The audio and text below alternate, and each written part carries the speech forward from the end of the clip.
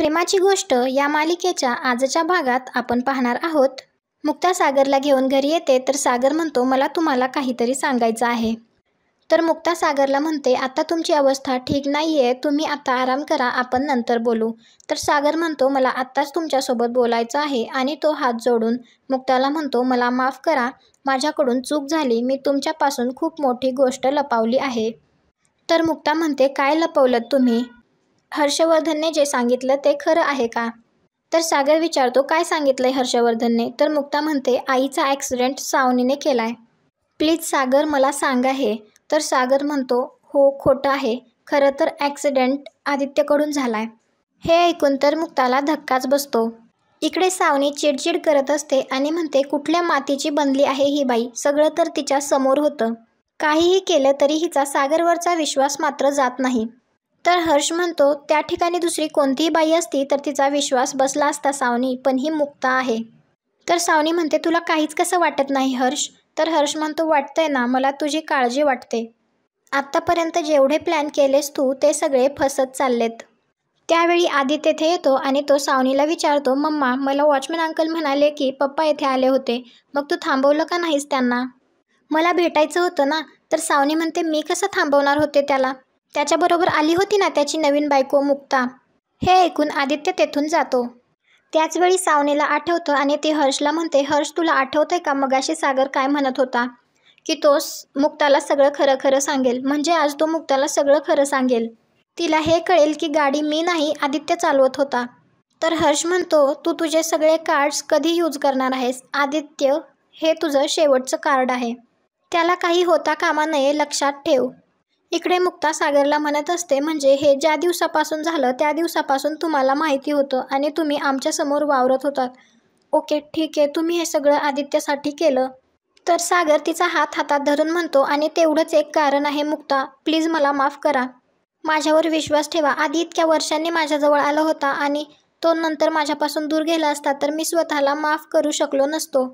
मी काय बोलतोय हे कळतंय ना तुम्हाला? आई बाबा आपल्या मुलांसाठी काहीही करायला तयार असतात.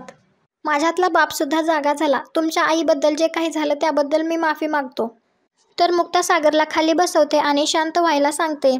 तर सागर म्हणतो, मी सुद्धा तुमच्या आईला तेवढंच मानतो आणि आदित्यने काही मुद्दाम नाही केलं, त्याच्याकडून ते चुकून झालं. प्लीज माझ्या मुलाला पोलिसात देऊ नका, मी हात जोडतो. तर मुक्ता सागरला शांत करते आणि त्याला म्हणते, ठीक आहे, मी त्याला पोलिसात देत नाही.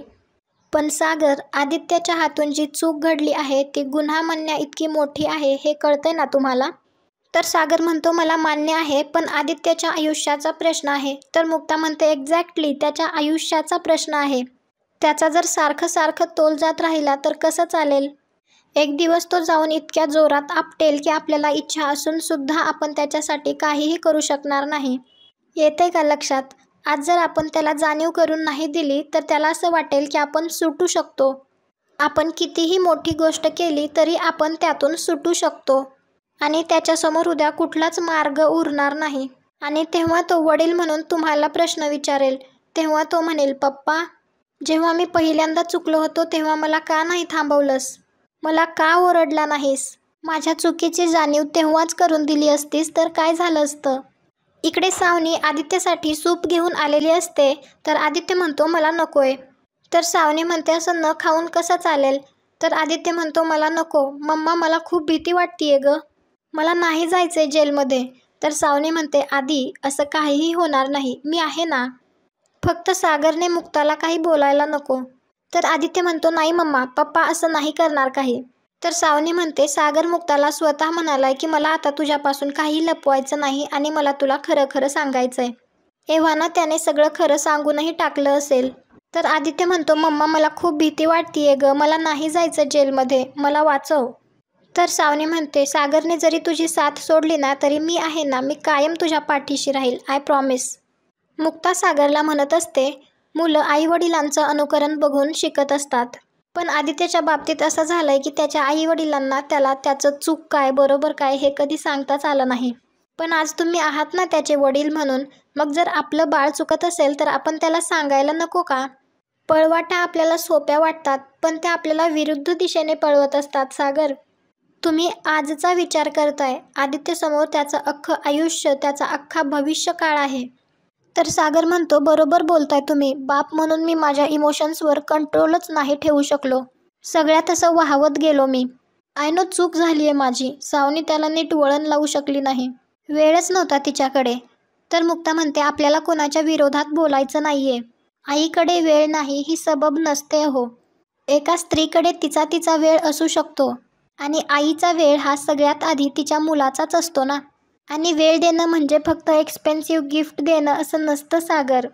कधीतरी त्यांच्या चुका त्यांना सांगाव्या लागतात. त्यांच्या चुकांसाठी त्यांचा कान पिळावा लागतो पालकांनी. त्यांना सांगावं लागतं की तो चुकतोय. तर सागर म्हणतो, जसं तुम्ही सईच्या बाबतीत करता. बरोबर आहे, अशीच असते आई. आधीच्या नशिबात नव्हतं असं प्रेम. सावनीने कायम चुकीच्या जागी प्रेम केलं आणि चुकीच्या वेळी राख. यात मी सुद्धा कमी पडलो म्हणून हे सगळं घडलं. पण बिलीव मी ज्या आदित्यला ओळखतो ना तो असा नाहीये. त्याला नको तितकं स्वातंत्र्य मिळालं आहे आता, म्हणून त्याला वाटतंय तो जे वागतो ते बरोबर आहे. तर मुक्ता म्हणते, सागर मग तुम्हाला त्याची जाणीव करून द्यावी लागेल ना मग त्याला. तर सागर म्हणतो, देईल. सावनीने आई म्हणून तिचं कर्तव्य निभावलं नसलं तरी एक बाप म्हणून मी माझं कर्तव्य निभावेल. मी आदित्यला पुन्हा योग्य मार्गाला घेऊन येईल. पण मुक्ता, या मार्गावर मी एकटा नाही जाऊ शकत. मला तुमची मदत लागणार आहे. तर मुक्ता म्हणते, मी आहे तुमच्याबरोबर. दुसऱ्या दिवशी सागर सावनीकडे येतो. तर सावनी म्हणते, सागर आदित्यला भेटायचे का? बोलावते हां. तर सागर म्हणतो, आदित्य कशाला? तुझ्यासाठीच आलोय येथे. माझ्याबरोबर वेळ घालवायची खूप इच्छा होती ना तुझी. चला आलोय मी. तर सावनी म्हणते, काय बोलतोयस ते कळत नाहीये मला. तर सागर म्हणतो, कमॉन सावनी, ही नाटकं बंद कर आधी. काल काय टाकलं होतंस तू माझ्या ड्रिंकमध्ये? कारण त्यानंतरच मला गुंगी आली आणि तू हे सगळे चाळे सुरू केलेस आणि मुक्ताला इथे बोलावलंस आणि तिला हे दाखवण्याचा प्रयत्न केलास की मी तिचा विश्वासघात करतोय. तर सावनी म्हणते, नाही ते तर सागर लगेच म्हणतो, खोटं बोलू नकोस. तुला माहीत होतं की शुद्धीत मी हे सगळं होऊच दिलं नसतं. किती खालच्या लेवलला गेलीस सावनी तू. आदित्यची आई नसतीस ना तर माहीत नाही मी तुझं काय केलं असतं ते. तर सावनी म्हणते, तुझा काहीतरी गैरसमज होतोय. मी असं काहीच केलेलं नाहीये. तर सागर म्हणतो, तू जे केलंयस त्यापेक्षा भयानक काय आहे माहिती आहे का? या सगळ्या गोष्टींसाठी तू माझ्या आदित्याचा वापर केलायस.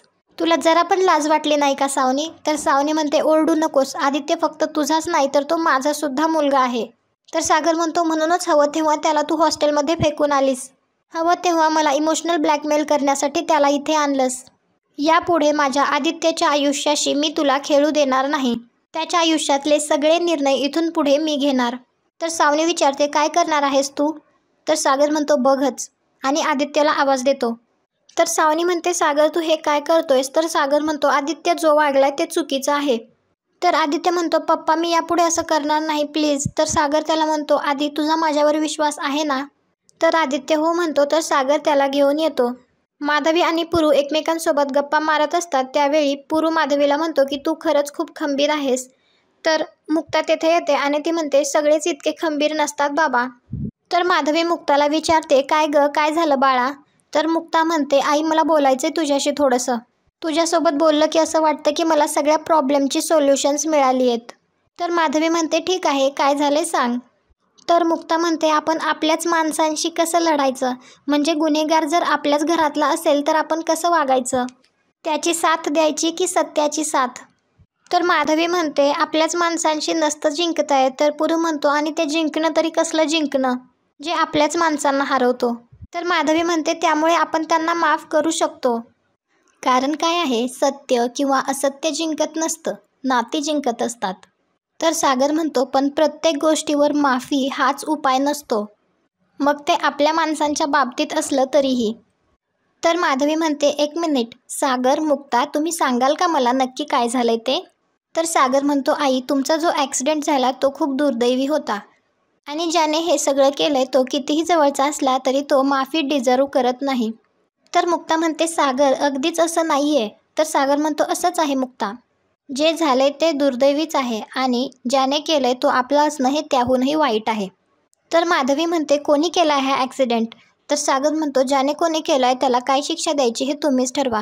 दुसरा कोणी असता तर त्याचे मी हाल केले असते, पण प्रेम आणि कर्तव्य यात अडकलोय मी. तर माधवी विचारते, कोण चालवत होतं गाडी? आपलं कुणीतरी. त्यावेळी सागर आदित्यला हाक मारतो आणि आजचा भाग येथेच संपतो. पुढील भागात आपण पाहणार आहोत तर मुक्ता सागरला म्हणत असते, आता आदित्य काहीही चुकीचं करणार नाही. तर सागर म्हणतो, थँक्यू मुक्ता, तुम्ही नसता तर मी सुद्धा त्याला या मार्गावर आणू शकलो नसतो. इकडे सावनी हर्षला म्हणते, सागर आणि मुक्ताची प्रोफेशनल लाईफ बर्बाद झाली पाहिजे. तर हर्ष म्हणतो, त्यासाठी मी आधीच माणसं कामाला लावली आहेत. एक मुलगी मुक्ताला फोन करून सांगते की क्लिनिकला लॉक आहे. तिकडे सावनी म्हणत असते, आज मुक्ताचं लायसन गेलंय, उद्या ती जेलमध्ये जाईल, मग सागर येईल आपल्याकडे दयेची भीक मागत. पुढे काय होईल हे पाहण्यासाठी आपल्या चॅनलला सबस्क्राईब करा. व्हिडिओ आवडला असेल तर व्हिडिओला लाईक करा. भेटू उद्याच्या भागात.